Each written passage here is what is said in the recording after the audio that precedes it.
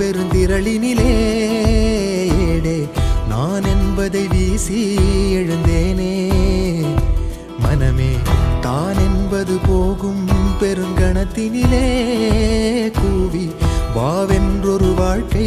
சிறு குரலாய் அருளாய் பேச போகாதொரு ஆழம்